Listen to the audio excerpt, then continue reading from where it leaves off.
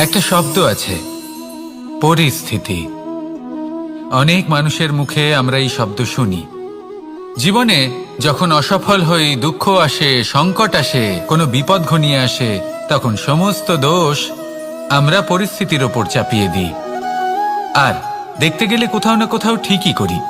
এই পরিস্থিতি প্রত্যেক দিনের মতো পাল্টাতে থাকে, কিন্তু এই দিন, এই রাত, এমন কেউ আছেন যিনি এর ওপরেও নিয়ন্ত্রণ সাধন করেন, আর তিনি হলেন সূর্য।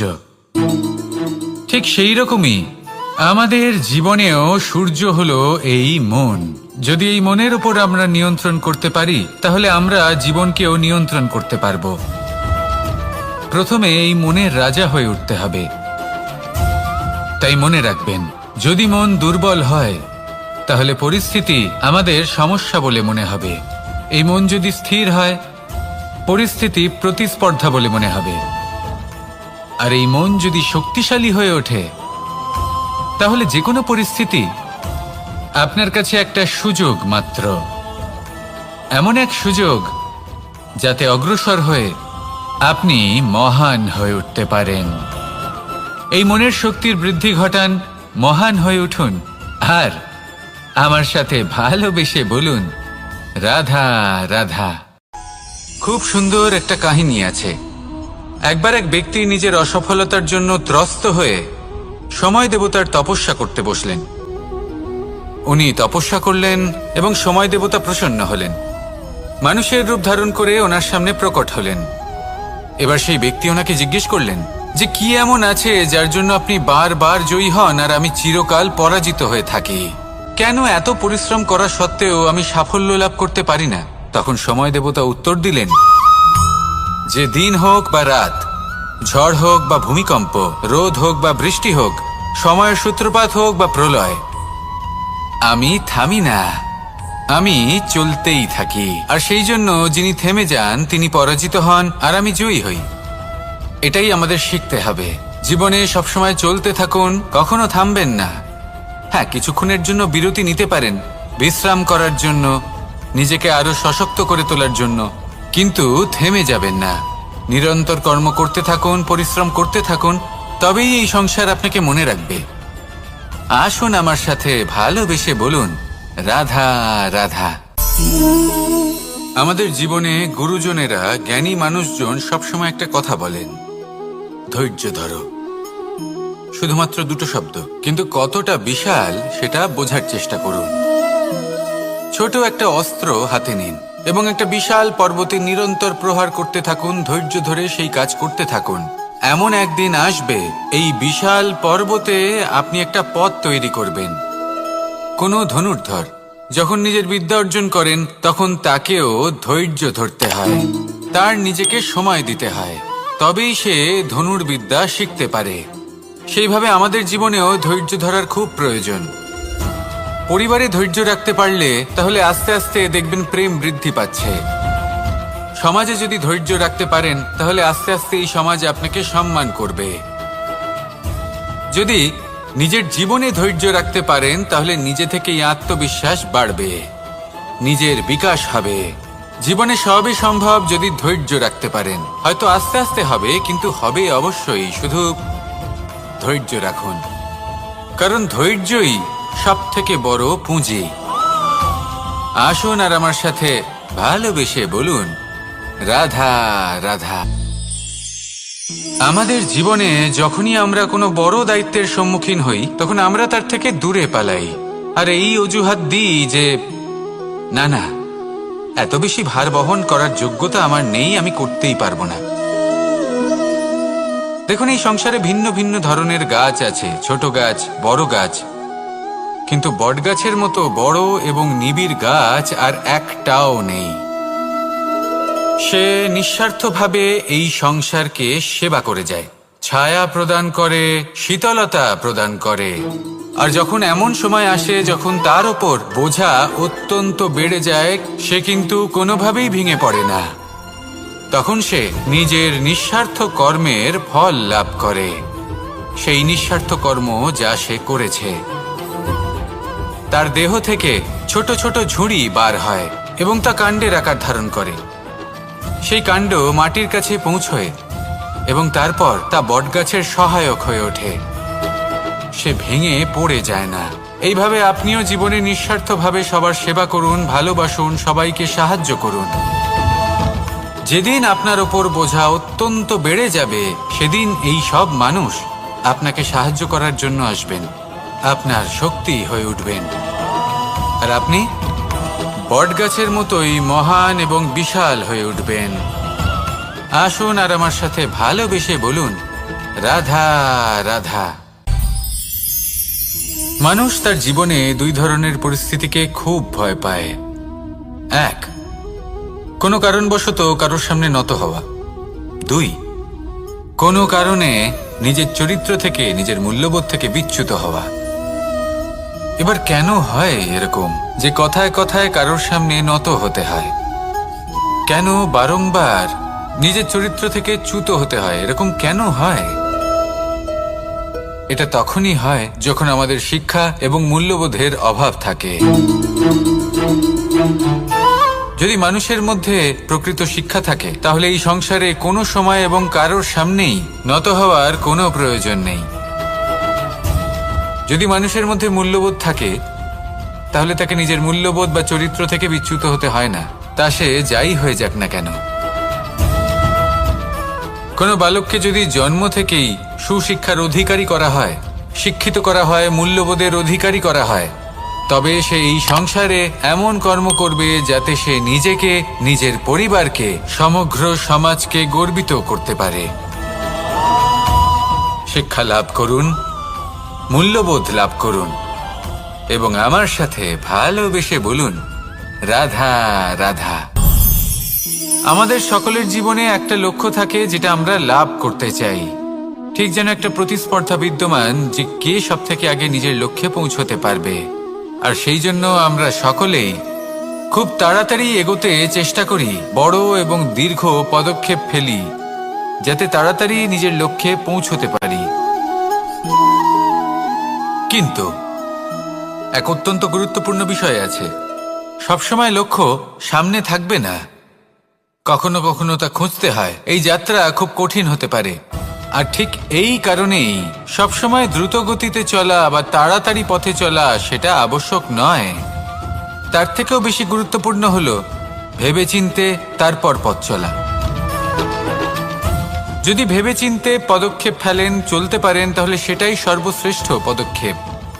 কখন কোন দিকে যেতে হবে, কখন কোথায় দিক পাল্টানো যাবে না, কখন গতি বেশি রাখতে হবে, কখন কম, কখন থামবো, কখন চলবো, এই সব কিছুর বিষয়ে জ্ঞান অত্যন্ত গুরুত্বপূর্ণ এবং ভেবে চিন্তে চলতেই হবে। সেই জন্য শুধু তীব্র গতিতে সামনে এগোলে চলবে না, ভাবনা চিন্তা করে এগোতে হবে।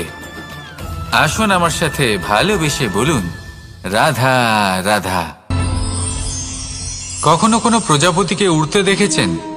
কি সুন্দর উড়ে বেড়ায় সে, এক ফুল থেকে অন্য ফুলে, এক পাতা থেকে অন্য পাতার ওপর। কিন্তু সে কিভাবে উড়তে শেখে কখনো ভেবেছেন? জন্ম থেকেই কিন্তু প্রজাপতির ডানা থাকে না, ও কিন্তু ছোট্ট একটা ডিমের আকারে জন্ম লাভ করে। তারপর সেই ডিমটি ভেঙে একটি কীট বাইরে আসে। আস্তে আস্তে সে বড় হয়, ওর শক্তি বৃদ্ধি পায়। তারপর সে সেই কীট দশা ত্যাগ করে নিজের ডানাগুলি মেলে। এই প্রক্রিয়া তার কাছে সরল নয়, অত্যন্ত যন্ত্রণাদায়ক প্রক্রিয়া, কিন্তু সে সেই যন্ত্রণা মেনে নেয়। আর তারপর আস্তে আস্তে সে উড়তে শেখে। শুধুমাত্র আকাশে উড়ে বেড়ায় তা নয়, আমাদের মনের মাঝে উড়ে বেড়ায়। এবার এই ডিম থেকে প্রজাপতি হয়ে ওঠার যে যাত্রা, এটা যতটা কঠিন, ততটাই কঠিন হয় এই সংসারে শ্রেষ্ঠ কর্ম করা, ততটাই কঠিন হয় এই সংসারে মহান হয়ে ওঠা। সেই জন্য প্রয়োজনীয় প্রচেষ্টা এবং সময়। নিরন্তর প্রচেষ্টা করতে থাকুন, পর্যাপ্ত সময় নিন এবং আপনি নিজেকে এই আকাশে উড়ন্ত অবস্থায় পাবেন। আসুন আমার সাথে ভালোবেসে বলুন, রাধা রাধা। পায়েস হলো আমার বিশেষ প্রিয়। এর মধুর স্বাদ মনকে প্রফুল্ল করে তোলে। ছোটবেলায় মা আমার জন্য পায়েস বানাতেন এবং আমাকে বলতেন যে গরম থাকতে থাকতে খেয়ে নে কানাই, ঠান্ডা হয়ে গেলে ভালো লাগবে না। কিন্তু আমিও দুষ্টু ছিলাম, ঠান্ডা হওয়া পর্যন্ত অপেক্ষা করতাম, আর ঠান্ডা হয়ে যাবার পরে মার কাছে যেতাম আর ওনাকে বলতাম যে মা, পায়েস তো ঠান্ডা হয়ে গেছে, এটা গরম করে দিন। তখন মা হাসতেন আর বলতেন যে পায়েস না হয় আমি আবার গরম করে দেব কানাই, কিন্তু এর মধুর স্বাদ, সেই মিষ্টত্ব, সেই সুবাস, সেটা আবার ফিরে আসবে না। কথাটা সত্যি। আর এই সত্যটাই আমাদেরও জীবনের সত্য। আমাদের জীবনের মধুর সম্পর্কগুলি, এতে যখন কটুভাব প্রবেশ করে তখন সেই মিষ্টত্ব ফিরিয়ে আনা প্রায় অসম্ভব ব্যাপার হয়ে যায়। আপনি চেষ্টা করে সেই সম্পর্ক ঠিক করতেই পারবেন, তার জন্য অগাধ পরিশ্রম করতে হবে, কিন্তু আবার সেই মিষ্টত্ব কখনো ফিরে আসবে না। সেই জন্য আপনার জীবনের যে মধুর সম্পর্ক আছে, যতটা সম্ভব চেষ্টা করুন তাতে মিষ্টত্ব বজায় রাখতে। কটুভাব আসতে দেবেন না। আসুন আর আমার সাথে মধুর স্বরে বলুন, রাধা রাধা। শব্দ, শব্দ আসলে কি? শুধুই কয়েকটি অক্ষরের সমষ্টি, নাকি আমাদের বাণী? এই শব্দ এমন এক শক্তি যা কাউকেই নিজের বশবর্তী করে ফেলতে পারে। শব্দ এমন এক অস্ত্র যা কাউকে ক্ষত বিক্ষত করে দিতে পারে।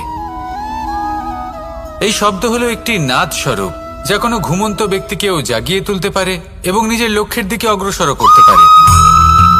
শব্দে এত শক্তি আছে যে কারোর মনে এতটা আঘাত দিতে পারে যে সে হয়তো জীবনে আর কখনো এগোতেই পারল না। তাহলে এই শব্দের প্রয়োগ খুব ভেবে চিন্তে করবেন। এবং এই শব্দের মতোই হলো নীরবতা। অনেক সময় এই নীরবতা আমাদের সহায়ক হয়ে ওঠে, অনেক সময় এটা আমাদের অনুশোচনাকে অনেক বেশি বাড়িয়ে তুলতে পারে। ভীষ্ম পিতামহ, অঙ্গরাজ কর্ণ, যখন দ্রৌপদীর বস্ত্রহরণ হচ্ছিল তখন এনারা নীরব ছিলেন। দুর্যোধনের বিরোধিতা করেননি, ওকে বাধা দেননি। আর তারপর কি হলো সেটা আপনারা সকলে জানেন। দেখতে গেলে নীরবতা চুপ করে থাকা, কিন্তু যদি কোনো দুষ্টের সামনে চুপ করে থাকেন, যদি তার বিরোধিতা না করতে পারেন, তাহলে এই নীরবতাই অনেক বড় পাপের আকার ধারণ করে। মনে রাখবেন আর আমার সাথে ভালোবেসে বলবেন, রাধা রাধা। আভূষণ, কার না ভালো লাগে এই আভূষণ? আমরা পরিশ্রম করি, ধন অর্জন করি আর আভূষণ কিনে থাকি, কখনো নিজের জন্য, কখনো বা তাদের জন্য যাকে আমরা ভালোবাসি, বা তাদের জন্য যাকে আমরা সম্মান করি। হয়তো সেই জন্যই সীতা চূড়ামণি ধারণ করেছিলেন এবং আমি সামন্তকমণি। কিন্তু এটাই কি সেই প্রকৃত আভূষণ যা আপনার মূল্য বৃদ্ধি করে? না।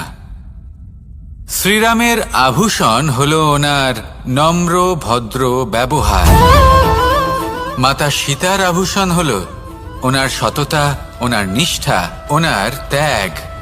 অর্জুনের আভূষণ ছিল ওনার একাগ্রতা। রাধার আভূষণ ওনার প্রেম। এই আভূষণ কোথাও নেই, আপনার মনে আছে। যদি আপনার মনে মিষ্টতা থাকে, তা শান্ত হয়, তাতে সততা থাকে, নিষ্ঠা থাকে এবং প্রেম থাকে, তাহলে আপনার অন্য আর কোনো আভূষণের কোনো প্রয়োজন নেই। আপনি যতই ভিড়ের মাঝে থাকুন, আপনার ঔজ্জ্বল্য চোখে পড়বে। আসুন আর আমার সাথে ভালোবেসে বলুন, রাধা রাধা। এই সংসারের সবথেকে বড় সত্যি হলো জন্ম এবং মৃত্যু, কিন্তু আরো বড় একটা সত্য আছে, মিত্র এবং শত্রু, যা আমাদের সকলের জীবনে থাকে। মিত্র সে যে আমাদের সঙ্গ দেয় এবং সংসারের সবথেকে উঁচু শিখরে আমাদের নিয়ে যায়, এবং শত্রু সে যে যে কোনো মুহূর্তে যে কোনো শিখর থেকে আমাদের নিচে ফেলে দিতে পারে। এবার বিচিত্র ব্যাপার হলো এটাই যে আমরা নিজেরাই এদের সাথে নিয়ে চলি, নিজেরাই এদের পালন করি। তা কি করে? প্রথমে বুঝুন এই মিত্র এবং শত্রু কারা। আপনার নিজের মন, আর কেউ নয়। এই মনই হলো মিত্র।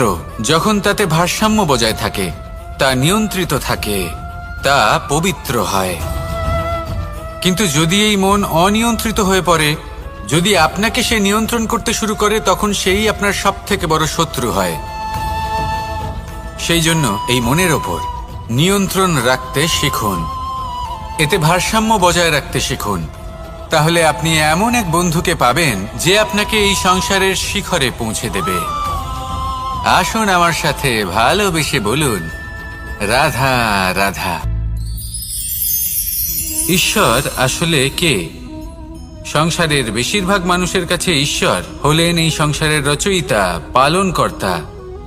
কারোর কাছে উনি জ্ঞাতা, কারোর কাছে উনি হলেন আস্থার প্রতীক, আবার কারোর জন্য শুধুমাত্র অন্ধ বিশ্বাস। কিন্তু এই ঈশ্বর কি কোনো শরীর, নাকি একটা বোধ, নাকি শুধুই শ্রদ্ধা? ঈশ্বর হলেন তিনি যিনি হলেন আপনার ইষ্ট। সেই জন্যই তো গুরু, মাতা, পিতা এনাদেরও ঈশ্বরই বলা হয়েছে।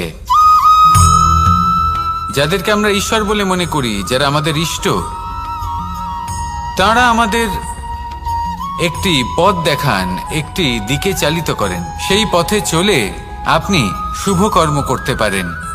আর যখন কোনো ব্যক্তি তার ঈশ্বরের আদেশ পালন করেন, তখন সে নিজে থেকেই শুভ পথে অগ্রসর হয়ে যান। বেশ কয়েকজন মানুষ ঈশ্বরের ওপর আস্থা রাখেন এবং ভাবেন যে অনুচিত কোনো কাজ করা উচিত নয়, ঈশ্বর দেখছেন। ওনারা ভয় পান যে কোনো অনুচিত কর্ম করলে কে জানে তার পরিণাম কি হবে। এমন অনেক ব্যক্তি রয়েছেন যারা ঈশ্বরকে বিশ্বাস করেন এবং জানেন যে ঈশ্বর তাদেরকে দেখছেন। তাই যে যে শুভ কর্ম ওনারা করেছেন তার ফল তারা অবশ্যই পাবেন। এবার আপনি ভয় পেয়ে ঈশ্বরকে বিশ্বাস করবেন, নাকি বিশ্বাসের দ্বারা ঈশ্বরকে বিশ্বাস করবেন, সেই সিদ্ধান্ত আপনারই। কিন্তু হ্যাঁ, যদি আপনার মনে ঈশ্বরের জন্য কোনো স্থান থাকে, যদি আপনার কোনো ইষ্ট থাকেন, যদি আপনি কাউকে ঈশ্বর মনে করেন, যার প্রত্যেক আদেশ আপনি পালন করে থাকেন, তাহলে বলি, ঈশ্বর কখনো আপনাকে অনুচিত পথে চালিত করবেন না। আসুন আমার সাথে ভালোবেসে বলুন, রাধা রাধা। এই সংসারে ভিন্ন ভিন্ন ধরনের গাছ আছে, অসংখ্য ধরনের প্রজাতি আছে। কিছু গাছ পাতা দিয়ে থাকে, কিছু ফুল, কিছু ফল। কেউ ছায়া প্রদান করে, কেউ শীতলতা প্রদান করে, কেউ নিজেকে খুব কষ্ট দিয়ে এই সংসারের বিকাশে সহায়ক হয়ে ওঠে। কিন্তু এই সবার মধ্যে একটা বিষয় কিন্তু সমান, এরা প্রত্যেকেই পাতা ছাড়া, ফুল ছাড়া, ফল ছাড়া জীবিত থাকতেই পারে, কিন্তু কোনো বৃক্ষই শিকড় ছাড়া বেঁচে থাকতেই পারে না। এটাই হলো রাধার। ঠিক সেইভাবেই আমাদের জীবনে শক্তি হোক, ধন হোক বা সাফল্য হোক, আমাদের বা আমাদের পরিবারের প্রসন্নতাই হোক, এই সব কিছুর আধার হলো, সবকিছুর মূল হলো পরিশ্রম। তাই জীবনে চিরকাল পরিশ্রম করতে থাকুন। যদি আপনি জীবনে মহান হবার পথে অগ্রসর হতে চান, তাহলে পরিশ্রম করুন। এই পরিশ্রম দ্বারাই নিজের পরিবারকে প্রসন্ন করুন, নিজের বন্ধুদের প্রসন্ন করুন, এই সমাজকে গর্বিত করুন। আসুন আমার সাথে ভালোবেসে বলুন, রাধা রাধা। এই সংসারের সব থেকে বড় রোগ কোনটা? কেউ বলবে মানসিক রোগ, কেউ বলবে সেই রোগ যা সর্পদংশনের ফলে হয়ে থাকে। এই সংসারে ভিন্ন ভিন্ন ধরনের রোগ আছে এবং তার সাথে ভিন্ন ভিন্ন ধরনের যন্ত্রণাও রয়েছে। এমন একটা রোগ আছে যা চোখে দেখা যায় না, যা আপনার শরীরে কোনো দাগ রেখে যায় না, কিন্তু আপনার আত্মাকে পর্যন্ত ক্ষত বিক্ষত করে, অসুস্থ করে তোলে, বিনাশ করে দেয় আপনাকে এবং তার সাথে আপনার আত্মাকেও। এই অসুখের নাম হলো লালসা। লালসা, যে কর্ম সাধন করেছেন তার থেকে বেশি ফল লাভ করার আশা। লালসা, যা আজ আছে তার থেকে অনেক বেশি লাভ করার ইচ্ছে। এই ইচ্ছে এই সংসারে সবার থেকে এগিয়ে থাকার আপনাকে প্রেরণা যোগাবে, কিন্তু তার জন্য আপনাকে অপরাধযোগ্য কাজ করতে উৎসাহিত করবে। আপনার বন্ধু, আপনার আত্মীয়, আপনার পরিবার, এই সবার থেকে আপনি কখন দূরে চলে যাবেন আপনি বুঝতেই পারবেন না। উচিত অনুচিত কোনটা, ধর্ম অধর্ম কোনটা, সব ভুলে যাবেন আপনি। সেই জন্য মনে রাখবেন, নিজের জীবনে যদি আপনি লালসার থেকে নিজেকে দূরে রাখতে পারেন, তাহলে এর অর্থ হলো যে আপনি এই সংসারের সব থেকে বড় অসুখের ওপর বিজয় লাভ করেছেন। আসুন আমার সাথে ভালোবেসে বলুন, রাধা রাধা। এই সাগর কত বিশাল আকার, কখনো শান্ত কখনো উত্তাল, কিন্তু এই সাগরকে এত মহান কে করে তুলল? জল। এবার এই জলের যাত্রা দেখুন, সেটা কতটা কঠিন। এই জল সাগরে থাকে, সূর্য ওকে এতটা উত্তপ্ত করে তোলে যে এই জল নিজের অস্তিত্ব হারিয়ে ফেলে এবং বাষ্পে পরিণত হয়ে হাওয়ায় মিলিয়ে যায়। তারপরে আকাশে যায় আর নিজের অস্তিত্ব আবার হারিয়ে ফেলে, মেঘে পরিণত হয়। তারপর এই মেঘ কোথাও গিয়ে কোনো পর্বতে ধাক্কা খায়, তারপর আবার এই জল নিজের অস্তিত্ব হারায়। তারপরে বর্ষার রূপ ধারণ করে তা বর্ষিত হয়, বা কোনো পর্বতের চূড়ায় তার শিখরে বরফের রূপ ধারণ করে। তারপরে এই বর্ষা মাটির দিকে নিজের যাত্রা শুরু করে। এবার মাটিতে ঝরে পড়া এই বর্ষা স্রোতের আকার ধারণ করে এবং আস্তে আস্তে বইতে থাকে। এই নদীর আকার ধারণ করে এবং নদী রূপে বইতে বইতে পাথরে ধাক্কা খায় বা কোনো পর্বতে ধাক্কা খায়, আর তারপর এই নদী এসে সাগরে সমাহিত হয়ে যায়। নদীর এই জল আবারও নিজের অস্তিত্ব হারিয়ে ফেলে, কিন্তু এইবার সেই জল নিজেই সাগরে পরিণত হয়। এটা আমাদের সকলের জন্য একটা শিক্ষা যে এই সংসারে জীবন এবং সময়ের হলো এক অনন্ত যাত্রা। এই সংসারে যা কিছু আছে তার সূত্রপাত কোথাও একটা হবেই। সেই জন্য মৃত্যু এবং সমাপ্তির চিন্তা ত্যাগ করে দিন, আর যে সূত্রপাত আপনি লাভ করছেন তার আনন্দ উপভোগ করুন। ভেবে দেখুন আপনি কিভাবে শ্রেষ্ঠ কর্ম করতে পারেন যাতে এই সংসার এবং এই সমাজ, এই দুইয়ের মঙ্গল সম্ভব। আসুন আমার সাথে ভালোবেসে বলুন, রাধা রাধা।